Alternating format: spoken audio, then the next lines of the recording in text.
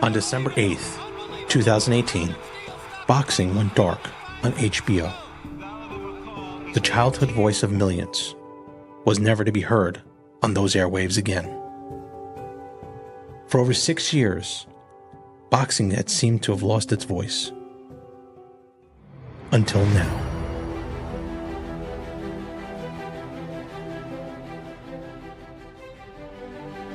Nearly 6 years later, the childhood voice of many returns to his rightful place, ringside, calling blow by blow. Jim Lampley returns to ringside.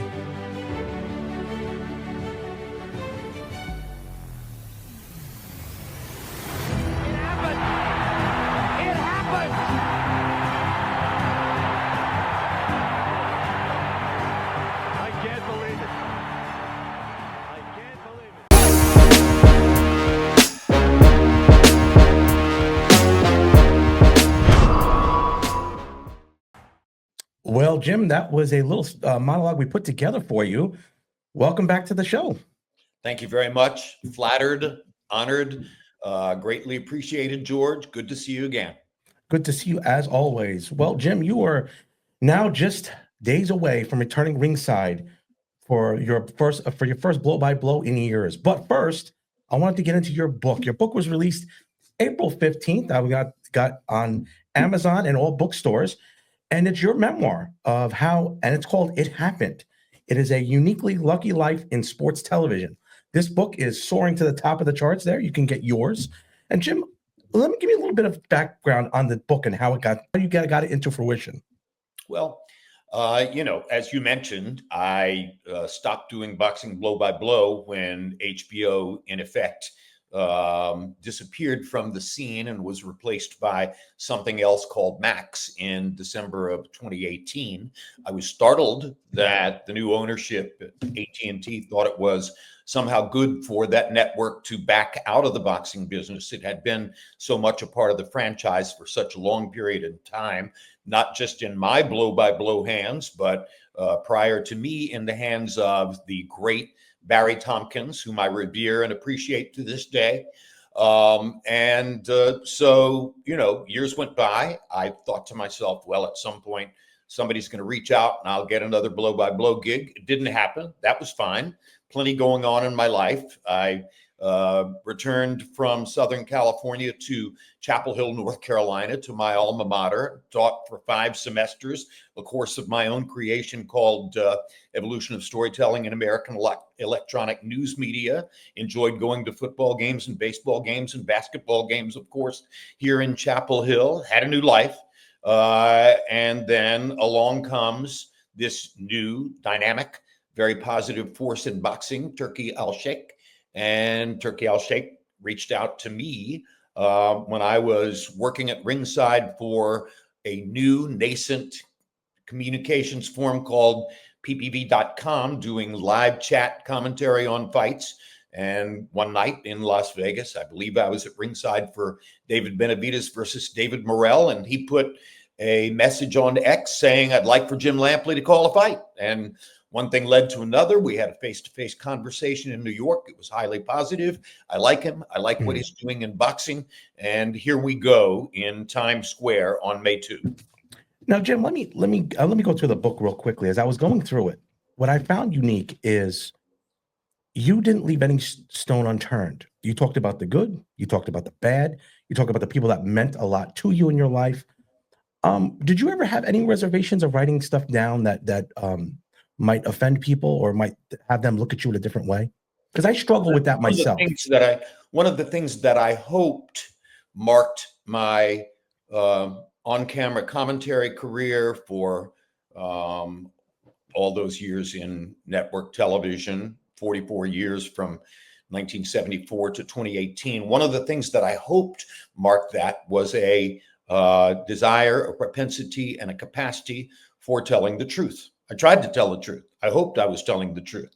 And I honestly believe that in the minds of most people, if you're making a conscientious to tell the truth and they can see it, then they're going to appreciate you. So when I decided that I would write an autobiography at the suggestion of various other people who said, your story is unique. You should tell it. I promised myself that I would not shy away from the truth. I'm a human being. I made mistakes. I did some things that were not entirely laudable and worthy of compliment. And I realized that if I told the story while shying away from that kind of stuff, it might not come off as genuine. And so I'm happy, to be honest with you, George, I'm happy that you noticed that I did not shy away from criticizing myself for those instances and moments in which I did not do the best or most exemplary thing. Well, here's the other thing I wanted. There was two other points that I looked at this book, and I got both of the hardcover and I got the audio book, which is available at audible.com. It was great. And it's your voice. So that's one of the things I always love about people who do audiobooks. I want to hear their own voice. And one of the parts that it's towards the end of the Audible, two things. One, your story about how you told the story of how he met you and your wife as he was across the street, and he ran over and he hugged your wife. He kissed your wife. He was very complimentary to you. And as he left, you turned to your wife and said, that guy's killed more people than, I forget how it was, but he's killed a ton of people in his life, but he's such a good More person. people than either of us can count. That's right. What I said about Kasim and his background. Right. But you told that story in a way that you showed how much you cared for somebody who had gone through what he went through, and you got to know the backstory. So it does sound, the backstory is unbelievable what he'd gone through, and you'd seen him come all the way up, and it was the passion you had for him that he was somewhat successful and won a world title and another name title, fought for another name title. But the way you put it in your words, that goes to show you the kind of person you are, and what you mean, and your passion is for the fighters. I want compassion to be right at the top of the list of attributes that I bring to what I bring. Boxing is the most human of sports. Boxers are the most vulnerable of athletes. At the same time that they are hitting another man and trying to diminish another man with their physical capacity, they are taking punishment as well. Their lives are walking metaphors for their boxing experience. So in Kasim's case, you can't get more extreme than that. He was basically kidnapped from his elementary school in his tiny town in Uganda when he was 6 or 7 years old. He was taken away by rebel forces and forced to fight as a killer in their cadres for 7 or 8 years. Then he was captured and put into a uniform by military forces and had to go back to killing, sometimes killing some of the people with whom he had fought shoulder to shoulder on behalf of the rebel militias. And then he became a professional boxer through unusual circumstances. He didn't have basic technical training in boxing. He was able to rise to a title approaching level because you couldn't hurt him in the ring. You couldn't discourage him in the ring. Obviously, that was a product of everything he had been through. When I sat down in fighter meetings with him and heard all of that and listened to his story, I felt enormous sympathy and compassion for him. I loved him. When he ran across the street in Los Angeles to meet my wife and I introduced her, he kissed her on the mouth. And it was because of the spontaneous kiss on the mouth and her surprise at that I turned to her after he walked away and said, the first thing you need to know is that he's killed more people than either of us can count. It's one of the most amazing stories I've ever encountered. It still moves me to this day. And I have a large Howard Schatz photograph of him on my wall in my house here in Chapel Hill. I want to wake up every day and remember how privileged my life is. And the most opposite, diametrically opposed example I can find within my experience is Kasim Uma. And the other thing I wanted to, before we get into boxing, was the love you have for your wife. And I can feel that come through in the way you talk about her. And I'd gone through a situation similar to yours, previous marriage and what have you. when you said something that there was something that really struck me, a chord with me, is when you said you never find that true love, and she made you find that true love. You thought you knew what love was until you met your wife, and I say that to my wife too. You don't really know until you find someone who has that loving, caring spirit that you have, and it showed as you were speaking in that book. Well, I've been married 4 times. So obviously, there were other instances in which I thought I was in love and I loved somebody.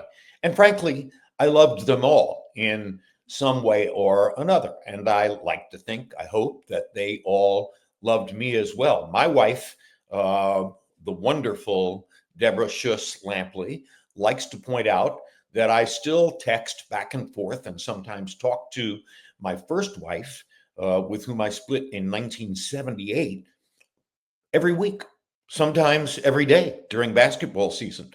And Deborah doesn't mind that because she understands that deep and resonant friendship with somebody who was a junior high school classmate of mine is different from romance. And romance is something that evolves and changes and might intersperse among different partners over time.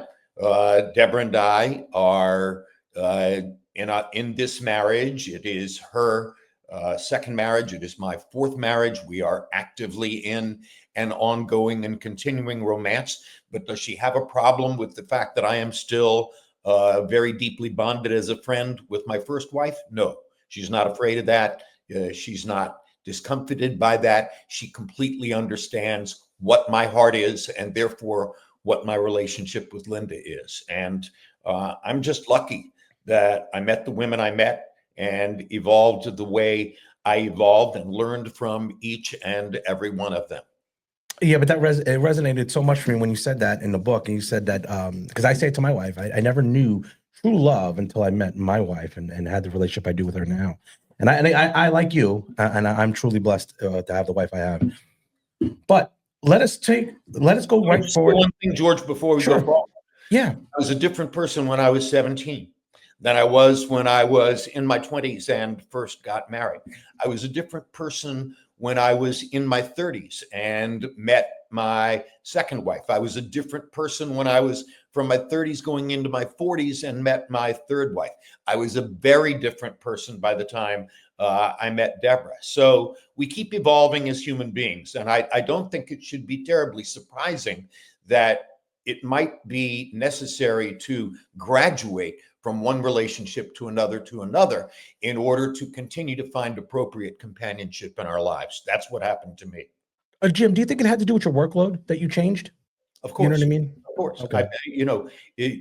A woman has to be specially equipped and very secure and resilient to deal with somebody who is literally traveling the globe 40 to 45 weeks a year, as I did when I was working for ABC Sports, as I later did when I was working for NBC Sports, as I later did when I was working for HBO. All of those pedestals in my career required a great deal of travel, time away from home, time away from parenting, et cetera, et cetera. Those are special burdens for wives, and it takes special women to deal with them. Yeah, I agree because when they're home with their, being a housewife is hard. That's a hard job, and it affects the marriage a lot. In my 100%. case. So, and you have to be totally sympathetic to your wife and understand over and over that her job is harder than yours in order to treat it the right way. Yeah, and unfortunately, I didn't think that. And that was my mistake. Didn't go well. Well, that leads to divorce, and I've had 3 of them. So, trust me, I know. Ooh, it was a bad one. That was not good. Well, let's look forward to May 2nd here, this Friday night, Times Square. This is going to be a unique one. You returning to the ring is one of the big pieces of this, but it's in Times Square. Turkey Al-Sheikh and Ring Magazine is presenting Fatal Fury. You will be calling the blow-by-blow for the first time in probably 6 years now? Almost 7. Almost 7 years. It was December 2018. We are now well into 2025. So let's call it 6.5 years. But of course, it's not the time frame that matters. It's the state of mind and the orientation to boxing information. I've never stopped following boxing, never stopped following the fighters. Am I totally ready to call the fights? We'll know that when the bell rings. Well, let me ask you, do you are you going to do like a warm up? Like, are you going to watch some fights and just, do like, is it like a mock play by play?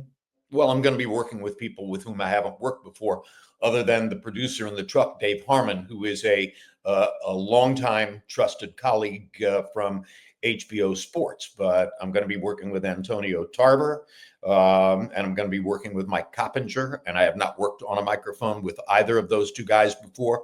I have tremendous respect for them. Obviously, I know them. I covered Tarver in his boxing career. I've read Coppinger's writing for several years now. So I'm really looking forward to it. But we will get some rehearsals, and I think that's important because you have to feel people's rhythm, you have to feel people's timing. And I think the best way to approach it from the beginning is to try to be measured and sparse. I want to leave room for them as we go into those first few rounds. I want to make sure they have room and space to say what they want to say in the ways in which they want to say it, because I don't care how much time we rehearse. I'm not going to know for certain who they are on a microphone and how they're going to sound in my ear and shoulder to shoulder next to me until we do it. So I'll be gathering insight and material and feeling the way it works as we go along that first night, May 2. So Antonio Tarver, I've heard multiple of times on Showtime. Coppinger, I haven't heard on the mic. I don't know if this is his first time on the mic. Not quite sure. Know, and it doesn't matter. It could be the first time. It could be the 1,000th time. He's still going to be a little bit different working with me than he might have been working with anybody else. And the same with Antonio. He has worked with, I assume, Mauro Ranallo on Showtime. I'm not directly analogous to Mauro. I'm something different, and we'll see how all of that goes. But again, I covered his career. I've been in rooms with him. I know him. I have respect for him as a person and as a fighter. I'm looking forward to it. Well, let's get right into the fights here. You got 3 fights that we're going with on this show here. We have Devin Haney, you have Ryan Garcia, you have Teofimo Lopez, all against respectable opponents. Now, I only say that because I don't know if you're putting the cart before the horse here. Now, it looks like Devin Haney and Ryan Garcia are supposed to fight in September. However, Devin Haney, I think, in my opinion, has the tougher out in this fight and could upset the apple cart a little bit. Jose Ramirez is, although a little older, can put on a tougher fight. Is this a dangerous fight for Devin Haney coming off of what we saw last time? I mean, what did it do to Devin Haney's state of mind, his confidence, his inner security, that he couldn't get past Ryan Garcia's left hook at Barclays Center many months ago? I don't know the answer to that question, and that's part of what we're going to be finding out. I think that Devin Haney's skill set remains profound, very good, and I think that if I'm the opponent, I'm looking for a chance to land a left hook and check his response to that early in the fight. Every fight is a snowflake. They're all different, and you have to watch the chemistry of the first few rounds to get a feel for what's happening now and where it's going to go. I had a fabulous experience the other night at a tremendous restaurant in Lower Manhattan called Emilio's.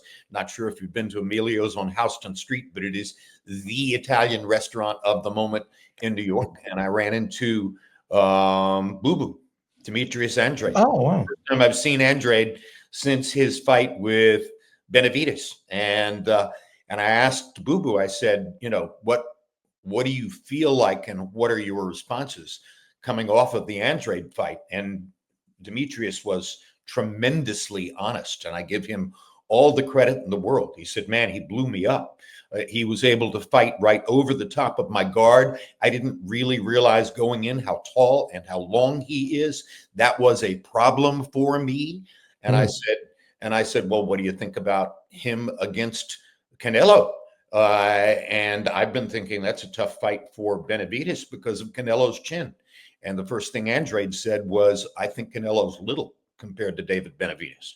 So Ooh, it will be interesting. So every fighter has different impressions, and right. sometimes they're different from what other fighters feel and see.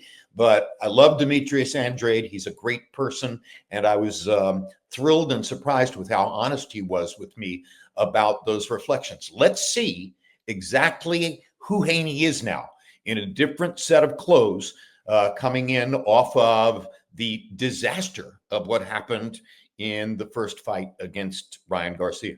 And certainly it was a disaster. Now, Ryan Garcia's fight against Rolly Romero, I think, is a little bit of an easier take. I don't think Rolly is as skilled. So I'm going to push that one to the side a little bit. The fight that interests me the most is Arnold Barboza against Teofimo Lopez. And the reason is I don't know which Teofimo Lopez is going to show up. I mean, he, at one point, I thought he was going to be the star in 142, 147. He's kind of gone sideways. A couple bad fights, fighting down to his opposition. You never know what you're going to get. Is this a fight for Teofimo Lopez that he has to show he belongs in this class? Well, that's one of the great illustrators of how idiosyncratic boxing is and how every fight is a snowflake. He beats Vasily Lomachenko, and then he loses to George Kambosos. How is that possible? Well, out of what crackerjack box does that come? Because to me, Kambosos isn't in the same skill universe with Vasily Lomachenko, but somehow or another, two different Teofimo Lopez's seem to show up. So I think that everything about Teofimo Lopez is open to question at this point. And the first few rounds of this fight are going to show us, did he get back onto the same page from which he beat Vasily Lomachenko, or is he still in the same bag, which somehow lost to George Kambosos, who seemed to be a technically less profound fighter? Well, Jim, I'm going to wrap that up in a little bit here. But before I do that, I want to give a personal note to you. A little personal note. A year ago, I reached out to Fred Sternberg about getting you on the show. And I have my vision board that sits over there. And when you were on top of the list to get on before you came on. And when Fred was nice enough to get us hooked up together, I told my brother, and my brother and me had this conversation. We said, I'm not going to be surprised if you see Jim Lampley back behind the mic shortly. And we kind of like willed that. I'm big on visualization. And even when I would be training, and I know I've told you the story, when I would train for fights, I would have your voice in the background playing. It was Foreman versus Holyfield. When you would say George's name, I would always think you were talking about me as he was pointing. So I kind of like willed it into myself that you would be behind the mic. And it is an honor for me to say that I've spoken to you here, because obviously I couldn't be up in the ring with you announcing me. But this is the next best thing. It's an honor for me to talk to you this way. I knew you would be behind that mic at some point, and it is going to be an unbelievable honor to listen to you guys once again behind that mic on May 2nd. I long ago learned from watching sports as a fan, George, that the best way to accept the positive and understand the positive is to be prepared for the negative and learn from the negative. I hope I've learned something from the years that I have spent in enforced absence from blow by blow to do at least as good or maybe even a better job now. I hope that I've learned how to be even more selective, how to be even more supportive of my broadcast colleagues. That's what I'll be trying to do when I arrive back at ringside on May 2. And I can't be outspoken enough in my gratitude and appreciation for Turki Al-Sheikh for bringing me back. Well, we can all get Jim's book, It Happened, A Uniquely Lucky Life in Sports Television. Get it anywhere books are sold. Also the audio, which is very good, spoken by Jim Lampley. Jim Lampley, as always, it's good to see you. Play by play, May 2nd, well, blow by blow, May 2nd, live at Times Square. Jim, Thank you, always good George. to have you. My privilege to be with you, as always. Thank you, Jim. Thanks for watching the Zapata Brand podcast. Please subscribe to the podcast and listen where all podcasts are available.